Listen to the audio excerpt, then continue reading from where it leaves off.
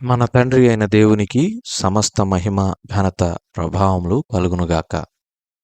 మన ప్రభువును రక్షకుడునైన యేసుక్రీస్తు వారి అతి పరిశుద్ధమైన నామంలో ప్రియమైన దేవుని బిడ్డలందరికీ హృదయపూర్వకమైన ప్రేమ వందనములు తెలియజేసుకుంటున్నాను. దేవుని పరిశుద్ధ గ్రంథంలో నుండి లేవియా కాండము 15వ అధ్యాయం మొదటి 15 వచనములను ధ్యానం చేద్దాం. మొదటి 3 వచనములను చదువుకుందాం. మరియు యెహోవా మోషే అహరోనులకు ఈలాగు సెలవిచ్చెను. మీరు ఇశ్రాయేలీలతో ఇట్లనుడి, ఒకని దేహమందు స్రావమున్న ఎడల ఆ స్రావము వలన వాడు అపవిత్రుడగును. వాని స్రావము కారినను కారకపోయినను ఆ దేహస్థితిని బట్టి వాడు అపవిత్రుడగును. ఆ స్రావము గలవాడు పండుకొను ప్రతి పరుపు అపవిత్రము. దేవుడు ఈ కొద్ది మాటలను మన కొరకు దీవించునుగాక. ప్రభునందు ప్రియమైన సహోదర సహోదరులారా, చదవబడిన ఈ వాక్య భాగాన్ని మనం గమనించినప్పుడు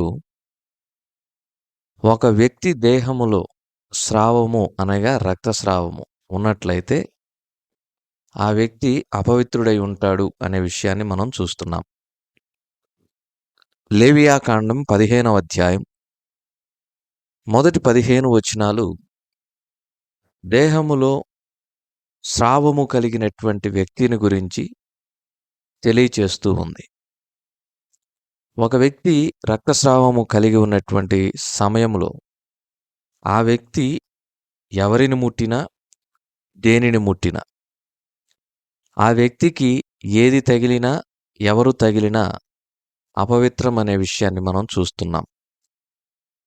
చెక్కతో చేసిన వస్తువులు స్రావము కలిగినటువంటి వ్యక్తికి గనక తగిలితే వాటిని నీటితో కడగాలి. అదేవిధంగా మట్టితో చేసినటువంటి పాత్రలకు ఆ వ్యక్తి తగిలిన మట్టితో చేసిన పాత్రలు ఆ వ్యక్తిని తాకిన వాటిని పగలగొట్టాలి. ఏ వ్యక్తి అయినా ఈ స్రావము కలిగినటువంటి వ్యక్తిని తాకినటువంటి వాడు అపవిత్రుడై ఉంటాడు. మాత్రమే కాదు, ఈ స్రావము కలిగినటువంటి వ్యక్తి విశ్రాంతి తీసుకోవడానికి ఉపయోగించేటటువంటి పరుపు, అతడు వేసుకునేటటువంటి వస్త్రాలు, అతను వాడేటటువంటి వస్తువులు ఇవన్నీ కూడా అపవిత్రమే.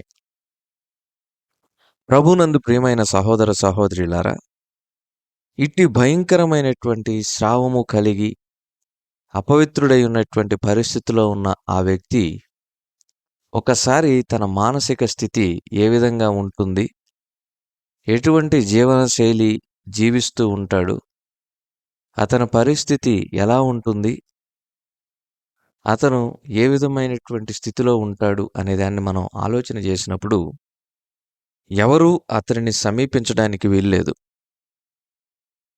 ఎవరు అతని దగ్గరికి వచ్చి అతన్ని ముట్టుకోవటానికి వీల్లేదు. ప్రభునందు ప్రియమైన సహోదర సహోదరులారా, ఒక వ్యక్తి ఆదరించబడటానికి కొన్ని మార్గాలు ఉన్నాయి. వాటిల్లో టచ్ అండ్ టాక్ అని చెప్పి అంటారు. ఈ 2 T's ఏవైతే ఉన్నాయో ఇవి చాలా ముఖ్యం. రోగి అయినటువంటి వారికి ఒక స్పర్శ, ఆత్మీయమైనటువంటి స్పర్శ, ప్రేమతో కూడినటువంటి స్పర్శ, నీకేం చింతలేదు మేమున్నాము అనేటటువంటి ధైర్యం ఇచ్చే మాట, ఇవన్నీ కూడా ఎంతో బలాన్నిస్తాయి, ఆత్మవిశ్వాసాన్నిస్తాయి. స్రావము కలిగి ఉన్నటువంటి వ్యక్తి శారీరక స్థితి, ఆరోగ్య పరిస్థితి మరియు మానసిక స్థితి ఈ మూడు కూడా ఆల్మోస్ట్ జీరోలో ఉంటాయి. అంటే చాలా లో లెవెల్లో అట్టడుగున ఉంటాయన్నమాట. ఎందుకు స్రావము కలిగినటువంటి వ్యక్తి ఇటువంటి భయంకరమైన పరిస్థితిలో ఉంటాడు, మానసికంగా ఆత్మవిశ్వాసమును కోల్పోయి ఎందుకు కృంగిపోయి ఉంటాడంటే, దేహములో నుండి ఒక వ్యక్తి యొక్క రక్తము స్రవిస్తూ ఉంది, కారుతూ ఉంది అనగా ఆదికాండం 9వ అధ్యాయం 4వ వచనం ప్రకారం రక్తము ప్రాణము అని వ్రాయబడి ఉంది. ఏ జీవికైనా రక్తము ప్రాణము. మరి వ్యక్తి యొక్క దేహములో నుండి రక్తము స్రవిస్తూ ఉంది, పోతూ ఉందంటే ఏం పోతున్నట్లు లెక్క? ప్రాణం పోతున్నట్లు లెక్క. ప్రభునందు ప్రియమైన సహోదర సహోదరులారా, మనము ఒక స్త్రీని చూస్తాం. 12 ఏళ్ల నుండి ఆమె రక్తస్రావ రోగంతో బాధపడుతూ ఉంది. ఎంతోమంది వైద్యులను ఆశ్రయించింది. నానా విధములైనటువంటి తిప్పలు బడి అనేటటువంటి మాటను మనం చూస్తాం. మత్తయి సువార్తలో కూడా 9వ అధ్యాయం 18 నుంచి 26 వచనాల వాక్య భాగంలో రక్తస్రావ రోగము కలిగినటువంటి స్త్రీని మనం చూస్తాం.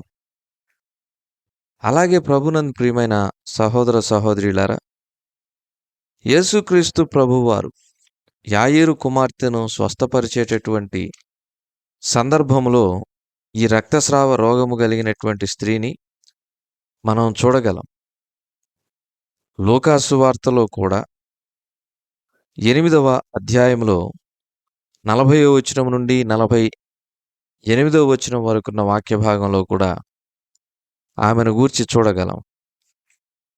ఆ తరువాత మార్కు సువార్తలో కూడా 5వ అధ్యాయంలో 25 నుంచి 34 వచనాల్లో చూడగలం.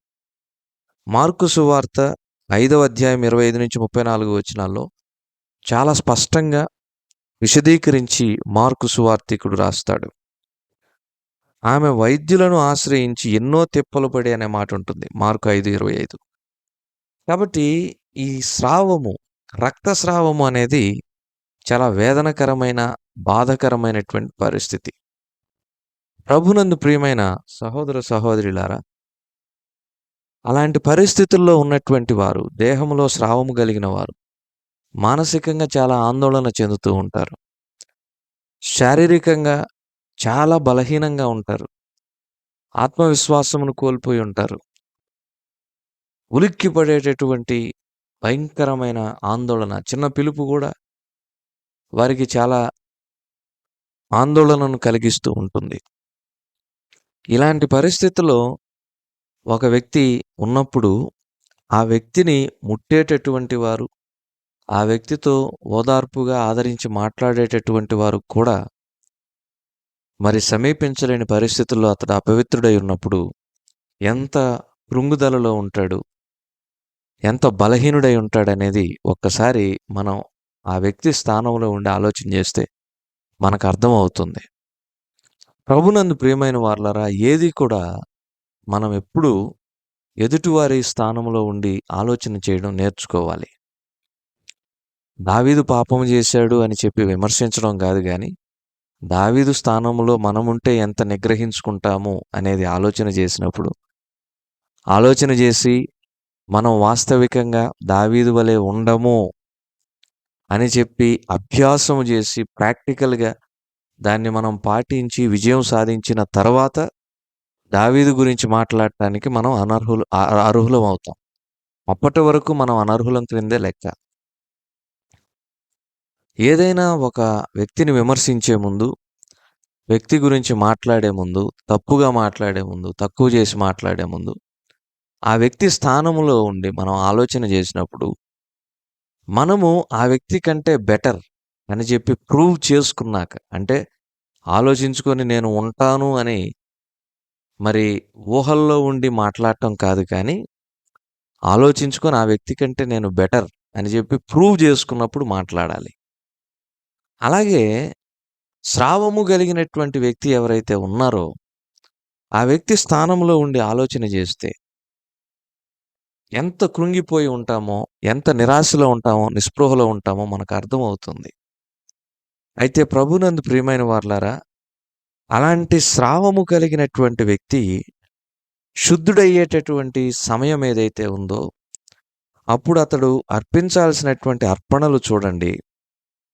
2 తెల్ల గువ్వలు గాని, 2 పావురపు పిల్లలు గాని, ఇవి తీసుకొని వచ్చి ప్రత్యక్ష గుడారం యొక్క ద్వారము దగ్గర యాజకునికి అప్పగించినప్పుడు, యాజకుడు అతని స్థానములో పాప పరిహారార్థ బలిగా 1 అంటే తెల్ల గువ్వల్లో 1 కావచ్చు, పావురముల్లో 1 కావచ్చు, ఆ తర్వాత దహన బలి మరొకటి. 2 అర్పణలు అర్పించబడాలి. స్రావము కలిగినటువంటి వ్యక్తి శుద్ధుడయ్యే సమయంలో పాప పరిహారార్థ బలి, అపరాధ పరిహారార్థ బలి అర్పించబడాలి. కాబట్టి ప్రభునందు ప్రియమైన సహోదర సహోదరులారా, మన కొరకై అర్పించబడిన పాప పరిహారార్థ బలి, అపరాధ పరిహారార్థ బలి మన ప్రభువైన యేసుక్రీస్తు వారే. స్రావము కలిగినటువంటి స్త్రీ ప్రభువును సమీపించింది. ఆమె ఏ బలిని అర్పించకుండా వస్త్రపు చెంగును ముట్టినప్పుడు ఆమె రక్తధార కట్టబడింది. అలాగే పాపపు రక్తస్రావముతో బాధపడుతున్న మన కొరకై మన ప్రభువైన యేసుక్రీస్తు వారు మన స్థానములో, అంటే మనము ప్రత్యక్ష గుడారం యొక్క ద్వారం దగ్గరకు ఆ బలిని తీసుకొని వచ్చి అర్పించాల్సినటువంటి పరిస్థితి ఉండగా, మన స్థానములో మన ప్రభు మన కొరకై పాప పరిహారార్థ బలిని, అపరాధ పరిహారార్థ బలిని తన్ను తానే అర్పించుకొని మన కొరకై అర్పించినట్లుగా మనం చూస్తున్నాం. మన స్థానంలో అర్పించినట్లుగా మనం చూస్తున్నాం. కాబట్టి ప్రభునందు ప్రియమైన సహోదర సహోదరులారా, మనం ఈ విషయాన్ని జ్ఞాపకం పెట్టుకోవాలి. స్రావము కలిగిన వాడు అపవిత్రుడై ఉంటాడు. స్రావము కలిగిన వాడు ఆత్మవిశ్వాసమును కోల్పోయి ఉంటాడు. స్రావము కలిగినటువంటి వాడు కృంగిపోయి ఉంటాడు. స్రావము కలిగిన వాడు వేదనలో కన్నీటి పర్యంతమై ఉంటాడు. అలాంటి వానిని ముట్టుకోవడం అపవిత్రం. అలాంటి వానిని సమీపించడం అపవిత్రం. కానీ మనము పాప రక్తస్రావముతో ఉన్నప్పుడు మన సమీపమునకు పరమును విడి మన ప్రభువైన యేసుక్రీస్తు వారు వచ్చారు. మన సమీపమునకు పరలోకమును వీడి దేవాతి దేవుడు వచ్చాడు. సశరీరునిగా ఈ లోకంలో జన్మించాడు. మన పాపములకు ప్రాయశ్చిత్తము జరిగించాడు. తాను కార్చినటువంటి రక్తముతో, తాను కలువరి శిలువలో చిందించిన నిబంధన నిష్కళంకమైన, పరిశుద్ధమైన, పవిత్రమైన రక్తముతో మన పాపపు రక్తధారను మన ప్రభువైన యేసుక్రీస్తు వారు సంపూర్ణంగా కట్టివేశారు. చూడండి, దేవుని వాక్యంలో ఏమని రాయబడి ఉంది? ఆదికాండం 9వ అధ్యాయం 4వ వచనంలో, రక్తమే దాని ప్రాణము. పాప రక్తస్రావ రోగముతో మనము మరి ఆత్మీయముగా చచ్చినటువంటి స్థితిలో ఉండగా, దేవుడు మన ప్రాణములను, మన ఆత్మలను కాపాడి ఆయన యందు విశ్వాసముంచువారు నశింపక నిత్య జీవముందునట్లు మరణములో నుండి జీవములోనికి దాటించాడు. తీర్పులోనికి రాక తప్పించాడు. పాప రక్తస్రావ భయంకరమైనటువంటి పరిస్థితి. పాప రక్తస్రావం అనేది భయంకరమైన పరిస్థితి. ఆ పరిస్థితి నుండి దేవుడు మనలను తప్పించాడు. మనం ఎంత ధన్యులమండి. ఇప్పుడు రక్తధార కట్టబడిందంటే ఆమె ప్రాణం ఏమైనట్లు? ఆమె ప్రాణం పోగొట్టుకోకుండా నిలబెట్టబడినట్లు. అలాగే మన ప్రభు మన పాప రక్తధారను కట్టాడు, మనలను స్వస్థ చిత్తులనుగా చేశాడు.